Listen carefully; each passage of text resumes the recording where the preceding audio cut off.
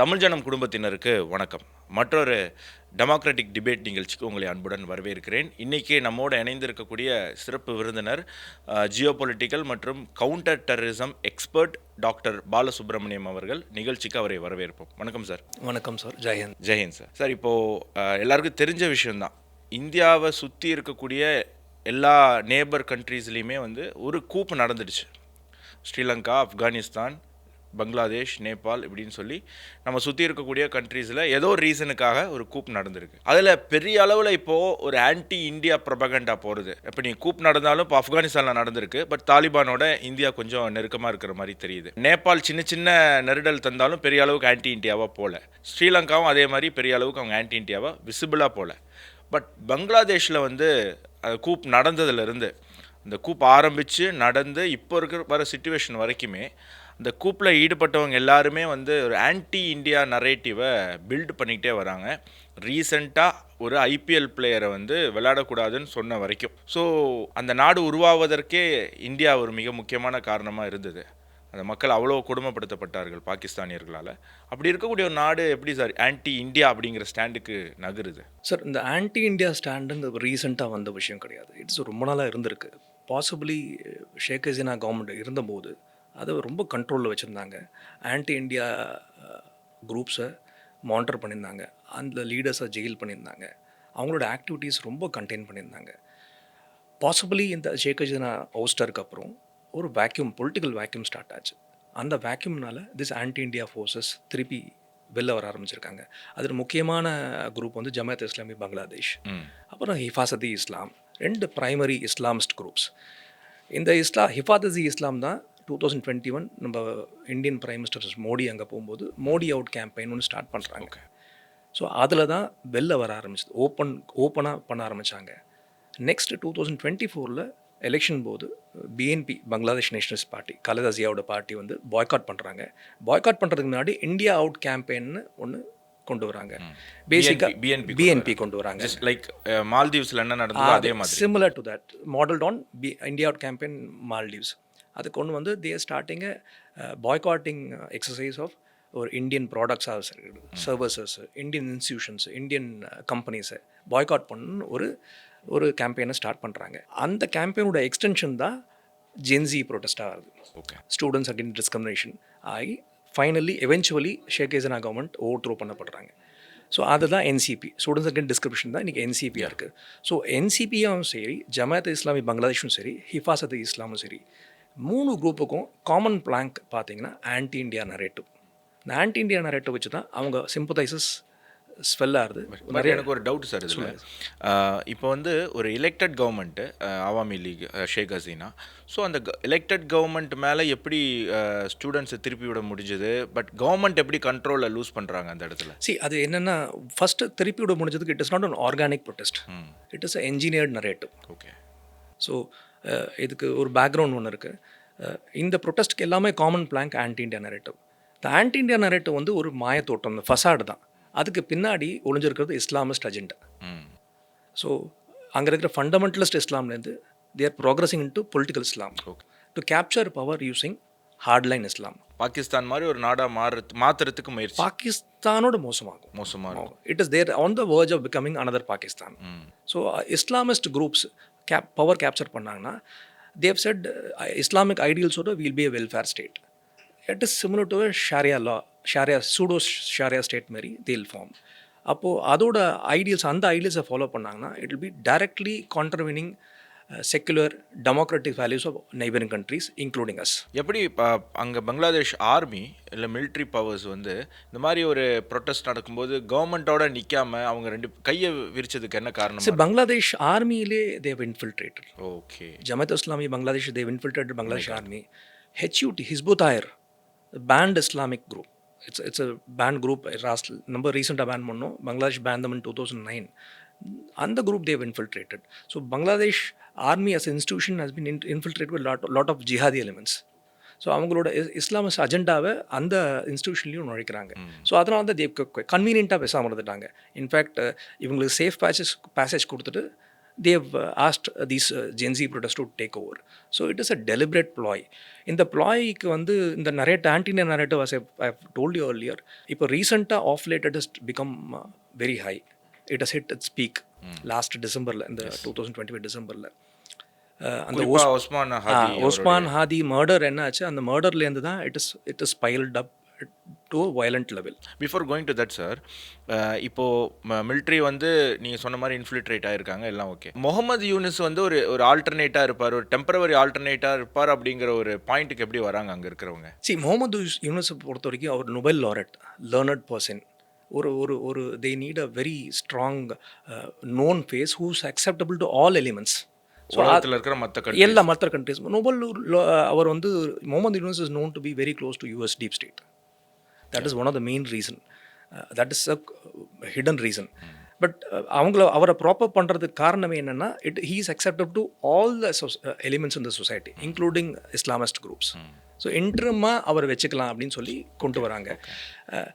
அவரை வச்சு தான் அங்கே இருக்கிற காய் நகர்த்துறாங்க. இப்போது அந்த டீப் ஸ்டேட்டும் சரி, பாகிஸ்தான் ஐஎஸ்சியும் சரி. ஸோ அவர் வந்ததுலேருந்து we have severe problems.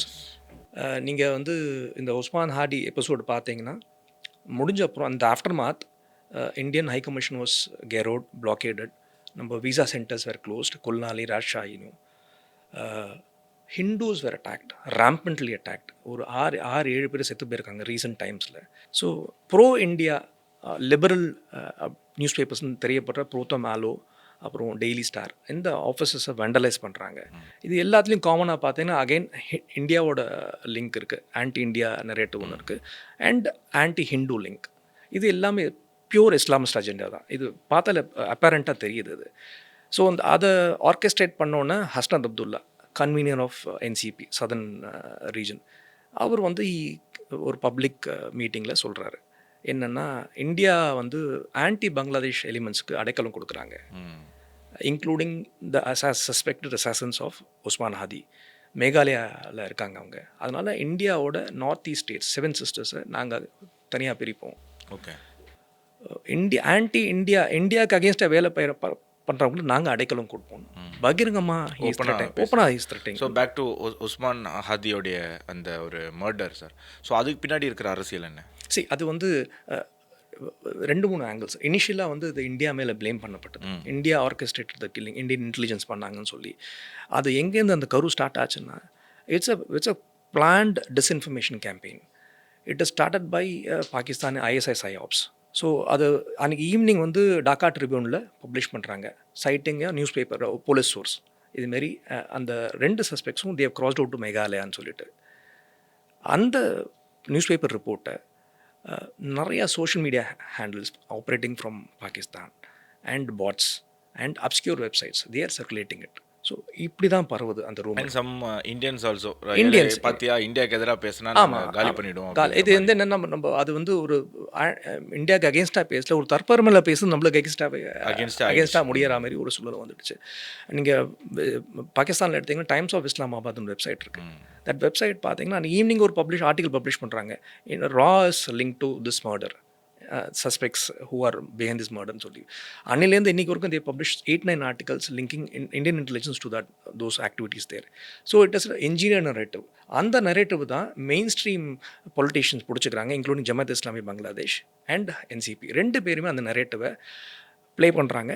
அந்த நரேட்டிவ் வச்சு தான் they're gaining strength on the ground. அது வந்து மக்களுக்கு வந்து ஹஸ்னத் அப்துல்லா பேசும்போது மக்கள் ஆரவாரம் பண்ணுறாங்க, கரெக்ட் தான் அப்படின்றாங்க. So everybody appears to believe that theory. So இப்போது எலெக்ஷன் வருது அப்படின்னு சொன்னால், போஸ்ட்போன் ஆகிட்டே இருக்குது. இன்கேஸ் எலெக்ஷன் வருது அப்படின்னா யாரெல்லாம் கண்டெஸ்ட் பண்ணுறதுக்கு வாய்ப்பு இருக்குது? சார் அவாமி லீக் கிடையாது sir, they have been banned. So they have some around 30-35% vote, normal vote bank அவங்களுக்கு இருக்குது. So that is out. On the other hand we have BNP, Rahman will stand. He is likely to win அப்படின்னு சொல்கிறாங்க experts, அங்கே இருக்கிற எக்ஸ்பர்ட்ஸ்லாம். On the other hand we have Jamaat Islami Bangladesh standing along with NCP, national citizens party and student party, gen Z party. இவ்வளோ நாள் வரைக்கும் ஒரு modern ஒரு ஸ்டூடெண்ட் ஆர்கனைசேஷன் சொன்ன பார்ட்டி வந்து they are joining hands with an hardcore Islamist group. That also indicates the intention of NCP. So அவங்களும் ஒரு Islamist அஜெண்டாவோட தான் ஆப்ரேட் பண்ணுறாங்க. பிகாஸ் ஹஸ்னத் அப்துல்லா சொல்லியிருக்கார், I am a Muslim first, then I am a Bangladeshi. Is gone on record saying that. அவர் உண்டியில் so நிறைய பேர் அவங்களே அந்த இடத்துல முஸ்லீம் வேற பங்களாதேஷி வேறங்கிறத establish obviously they feel Islam is paramount to them. Nothing wrong in that, but that cannot go against nationalistic aspects. Maybe language கூட பெங்காலி மட்டும் பேசினா நீ வந்து ஒரு இஸ்லாமியர் அப்படின்னு நான் கருத மாட்டேன். யூ ஹேவ் டு லேர்ன் அரபி, உருது, எல்லாமே அந்த மாதிரி வந்து ஒரு லாங்குவேஜ் இம்போசிஷனாக கூட நம்ம அதை லாங்குவேஜ் இம்போஷன் இப்போ இல்லை சார், முன்னாடியே ஸ்டார்ட் ஆகிடுச்சு. அதனால தான் கண்ட்ரியை உருவாச்சு. அது உண்மை அதான். லாங்குவேஜ் இம்போஷன் எப்படி ஸ்டார்ட் ஆச்சுன்னா, இப்போ நீங்கள் பார்த்தீங்கன்னா ஜமாத் இஸ்லாமி பங்களாதேஷோட எல்லா ஆக்டிவிட்டீஸும் their link to Jamaat Islami Pakistan. It is being operated by them. அவங்க மௌதூதியோட தியரி, ஐடியாலஜிக்கல் தியரியை ஃபாலோ பண்ணுறாங்க. They have very close contacts with ISI. Unfortunately இந்தியாவிலேயும் ஜமாத் இஸ்லாமி இருக்குது. கேரளாவில் அவங்க அரசியலில் மிகப்பெரிய ஒரு role play. It is considered a moderate group now. I am telling you, compare பண்ணுறேன். ஆமாம், compared to them we are moderate. Opportunity கிடைக்கல, அதனால மாடரேட்டாக இருக்கலாம். அது it is a $1 million question sir. we'll have to wait and watch. So ஹிந்துஸ்க்கு என்ன sir இருக்குது? லைக் இப்போ அங்கேயுமே ஒரு நாடு பிரியும் போது லைக் 30% 33% ஹிந்துஸ் இருந்தாங்க. இப்போது அப்படியே குறைஞ்சு ஒரு 8-9% வந்து நிற்கிறாங்க. ஸோ அவங்களுக்கான பொலிட்டிக்கல் வாய்ஸ் என்ன சார்? இப்போ நடக்கக்கூடிய தேர்தலில் அவங்களுக்கான ஏதாவது ஒரு கட்சி ஒரு Hindu group started to file nominations. ஒரு ஹார்ட்கோர் ஹிந்து குரூப் சொல்கிறாங்க.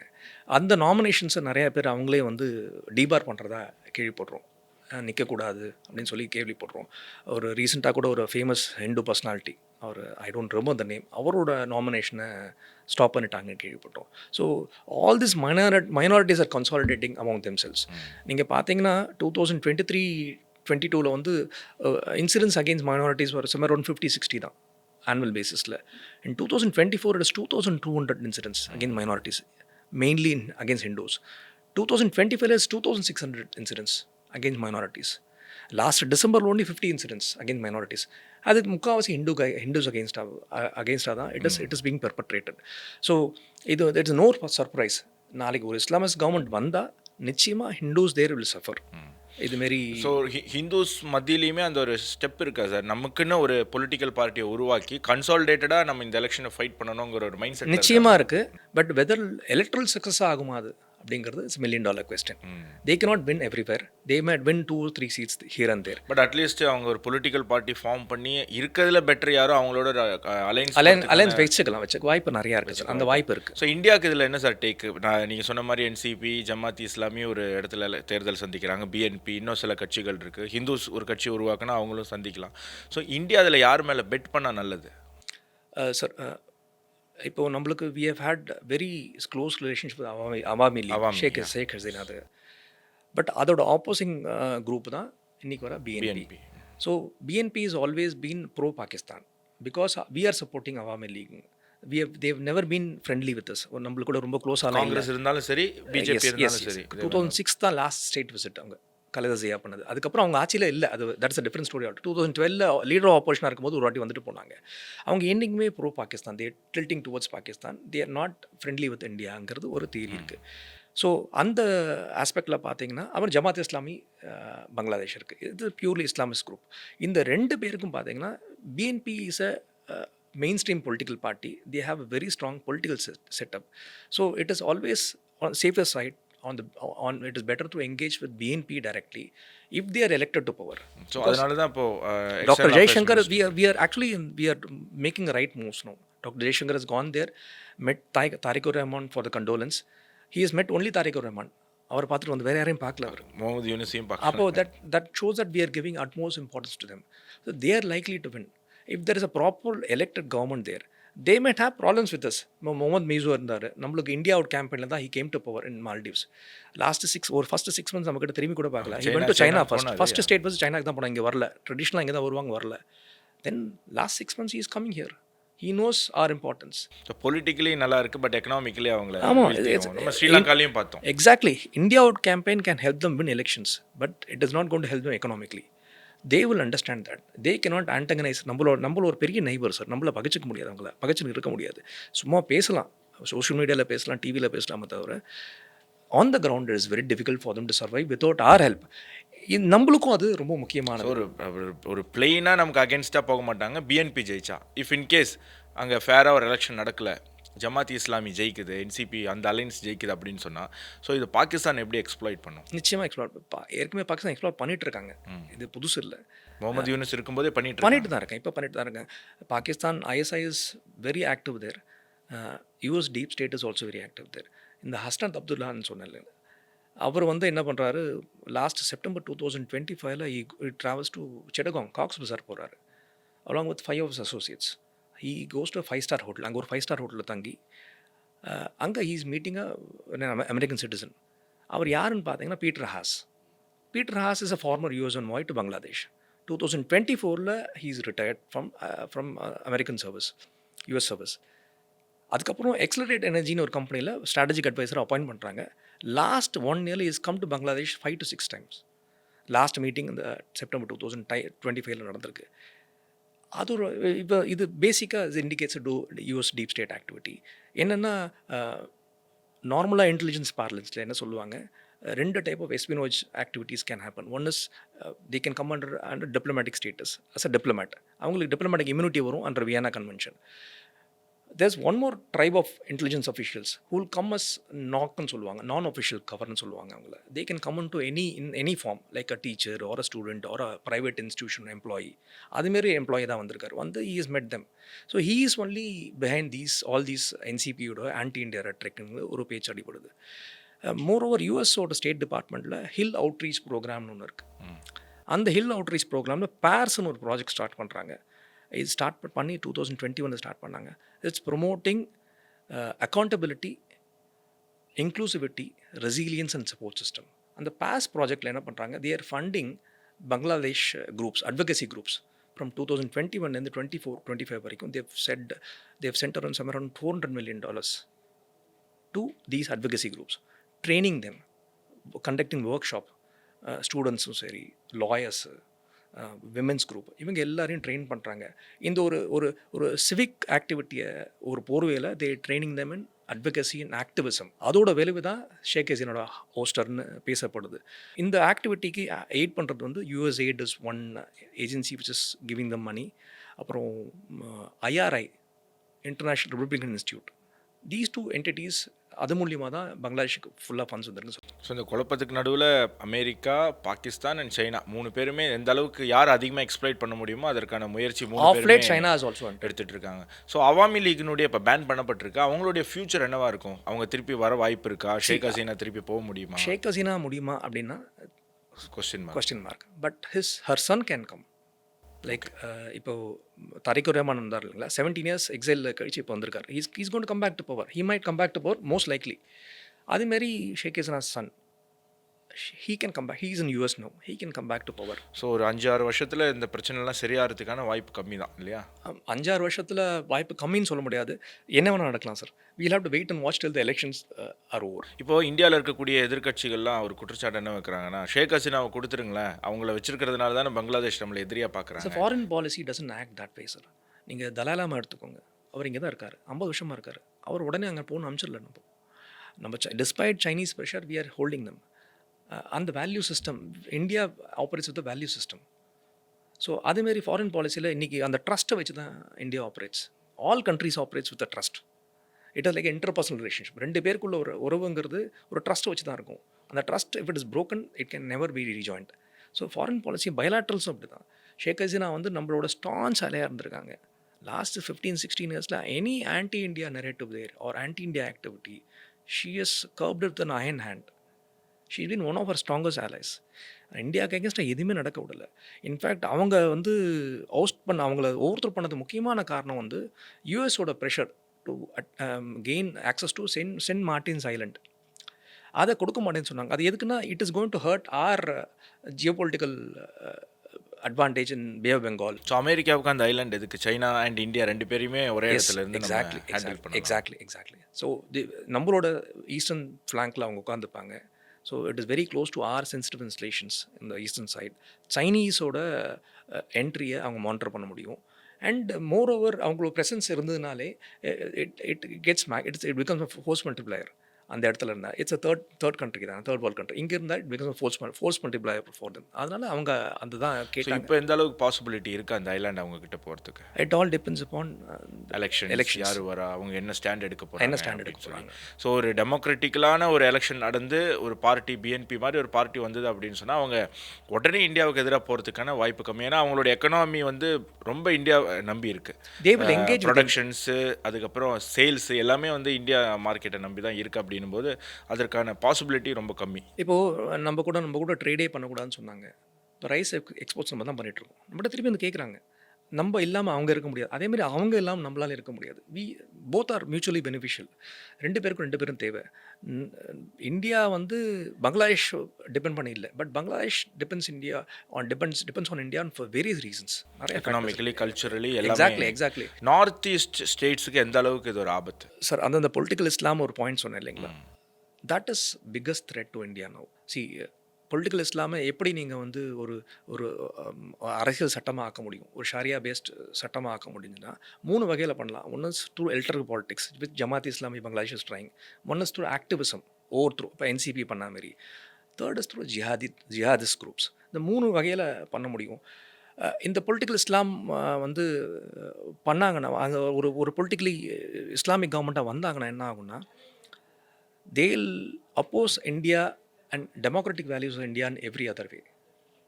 So they'll join with Islamic Pakistan.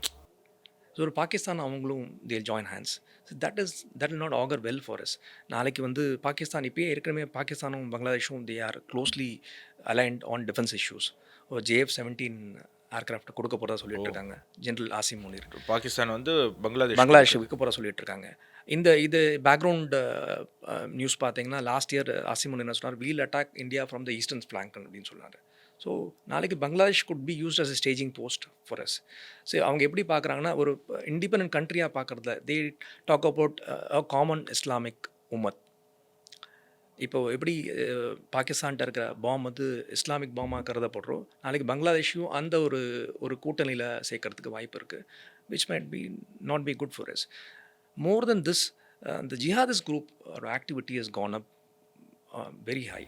Kashmir மாதிரி ஒரு இஷ்யூ வெஸ்ட் பெங்காலில் ஏற்படுறதுக்கான நார்த் ஈஸ்டில் நடக்கிறது, நார்கோட்டிக்ஸ், எல்லா விதமான விஷயமும் இதில். இப்போது out of the box question ஒன்று. இப்போ நம்ம பார்த்தோம், ரஷ்யா ஆல்மோஸ்ட் உக்ரைனை கேப்சர் பண்ணுற ஒரு இதில் பாயிண்டில் இருக்காங்க. சில சிட்டிஸ் எல்லாம் கேப்சர் பண்ணிகிட்டே இருக்காங்க ஒன்றுன்னா. வெனிசுலாவில் என்ன நடந்ததுன்னு நம்ம பார்த்தோம். அவங்களுடைய ஹெட் ஆஃப் தி ஸ்டேட்டே வந்து அமெரிக்கா போய் தூக்கிட்டு வருது. சைனா வந்து தாய்வானை இன்றைக்கா நாளைக்கா அப்படின்னு அவங்க ஒரு பிளான் போட்டுட்ருக்காங்க, ஒன் சைனா பாலிசி. ஸோ இந்த நேரத்தில் இந்தியாவுக்கு ஏதாவது அப்பர் ஹேண்ட் இருக்கா? அதாவது நம்ம இழந்த சில அநியாயமாக இழந்த சில நிலங்களை திருப்பி நம்ம மீட்கிறதுக்கு இந்தியா முயற்சி பண்ணலாமா, இல்லை அமைதியாக இருக்கணும் அப்படின்னு நினைக்கிறேன்? சார், முயற்சி பண்ணலாமான்னா என்ன கேட்டால் கைனடிக் ஆக்ஷன் இப்போ பண்ணக்கூடாதுன்னு சொல்லுவாங்க. Any military action now is gone to be it's gone to be counter productive because situation is not conducive. Will have to wait and watch. If it is imposed on us, இப்போ suppose operation Sindoor நம்ம பண்ணோம், it was in retaliation for a terrorist attack. அதுமாரி ஒரு விஷயம் இருந்தால் we'll have to retaliate. We should not keep quiet. But நம்மளா volunteer and own volition ஒரு military action எடுத்தாலோ கைனடிக் ஆக்ஷன் எடுத்தாலோ that is not counter productive. இந்த current scenario என்ன ஆகும்னா, China and Pakistan will join hands, they will back Bangladesh. அதேமாதிரி US will put sanctions on us. It will only create complex situation for us, which will be difficult for us to come out immediately. So இப்போ India வந்து Myanmar வச்சு ஏன் counter இது பண்ணக்கூடாது பங்களாதேஷ்? ஏன்னா இப்போ China பங்களாதேஷை வச்சு இந்தியாவை கவுண்டர் பண்ண பார்க்குது, இல்லை அமெரிக்கா பண்ண பார்க்குது அப்படின்னா, ஸோ மியான்மரை நம்ம ட்ரை பண்ணலாம் இல்லையா? அது ட்ரை பண்ணலாம் சார். மியான்மரில் வந்து பார்த்தீங்கன்னா அங்கே already internal conflicts it is raging. அங்கே யார் மியான்மரை யார் கண்ட்ரோல் பண்ணுறது? அதுதான், அரக்கன் ஆர்மி ஒரு சைடு இருக்காங்க, ஒரு சைடு ரோஹின்யா குரூப்ஸ் இருக்காங்க, ஒரு சைடு வந்து இந்த military junta is ruling. So அந்த இடத்துல யார் ஆக்சுவல் கிளியர் லீடருங்கிறதே தெரியல. யார்கிட்ட எங்கேஜ் பண்ண முடியும் உங்களால்? ஒரு 20 வருஷம் முன்னாடி எடுத்துட்டிங்கன்னா ஆப்கானிஸ்தானில் there is no clear leadership. யார்கிட்ட எங்கேஜ் பண்ண முடியும்னு தெரியல. அதேமாரி ஒரு சிமிலர் ஒரு மர்க்கி சிச்சுவேஷன் தான் அங்கே நடந்துகிட்ருக்கு. இப்போ ஒரு சைடில் வந்து Rohingya groups are being supported by Bangladesh because they're Muslims. Arakan Army is being supported by other side, ஒரு தாய் சைட்லேருந்து சப்போர்ட் வருது. இங்கே military junta is being supported by certain groups. So யார்கிட்ட எங்கேஜ் பண்ண முடியும்? Because Arakan Army is got lot of territory in Arakan அந்த ரீஜனில். அந்த காரிடார் தான் ஒரு ஒரு ஒரு ஸ்ட்ராட்டஜிக் காரிடாராக யூஎஸ் பார்க்குறாங்க. பிகாஸ் அந்த இடத்துல நிறைய ரேர் எர்த் இருக்குங்கிறது தெரிய வருது. ஸோ அவங்க யுஎஸோட இன்ட்ரெஸ்ட்டுக்கு மயான்மாரும் ஒரு காரணம், முக்கியமான காரணம். பிகாஸ் அங்கே ரேர் எர்த் டெபாசிட்ஸ் நிறையா இருக்குன்னு சொல்லப்படுது. ஸோ அந்த ரேர் எர்த் டெபாசிட்ஸை கண்ட்ரோல் பண்ணணும்னு யூஎஸ் இறங்குறாங்க த்ரூ பங்களாதேஷ் மூலியமா. ஓகே. ஸோ ஒரு ஃபைனல் கொஸ்டின், ஒரு பொலிட்டிக்கல் கொஸ்டினாக நம்ம பார்க்குறோம். எலக்டோரல் ரிஃபார்ம் அப்படின்னு எஸ்ஐஆர் ப்ராசஸ் வந்து ரொம்ப தீவிரமாக போயிட்டுருக்கு. அது எப்போ ரொம்ப தீவிரம் அடையுது அப்படின்னு சொன்னால், இந்த பங்களாதேஷினுடைய அன்சர்டனிட்டி அது ஆரம்பித்ததுக்கப்புறம், குறிப்பாக நார்த் ஈஸ்ட், வெஸ்ட் பெங்கால்லாம் பல ஸ்டேட்ஸ் எலெக்ஷனை சந்திக்க போகுது. ஆல்ரெடி அஸ்ஸாமில் வந்து ஒரு டெமோக்ரஃபி ரிஸ்க் வந்து ஒரு சேஞ்ச் வந்து அங்கே இருக்குது அப்படின்னு இப்போ இருக்கிற அங்கே சிஎம் சொல்லிகிட்டு இருக்காரு. ஸோ இந்த பங்களாதேஷ் குழப்பம் இந்தியாவினுடைய north eastern States, west Bengal போன்ற இடத்துல எந்த மாதிரியான ஒரு டெமோக்ராஃபிக் ரிஸ்க்கை வந்து உருவாக்கும்?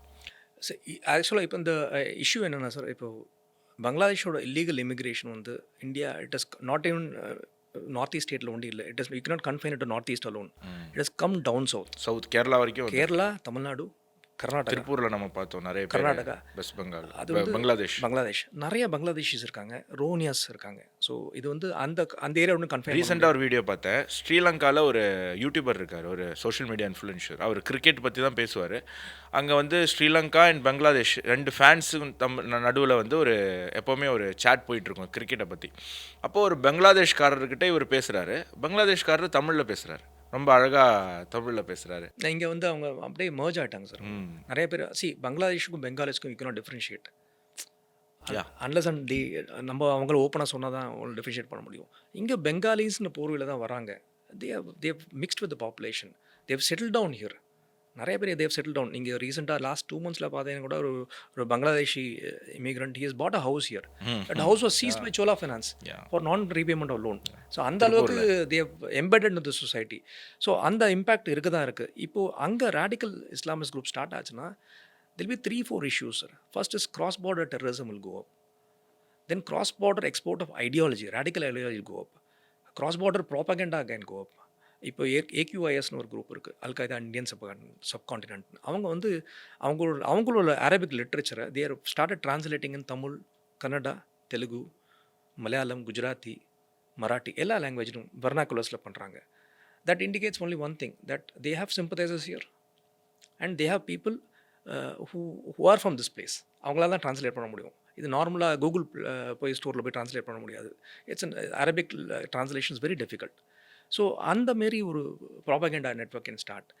Fake Indian currency can come back in to from Bangladesh to India again.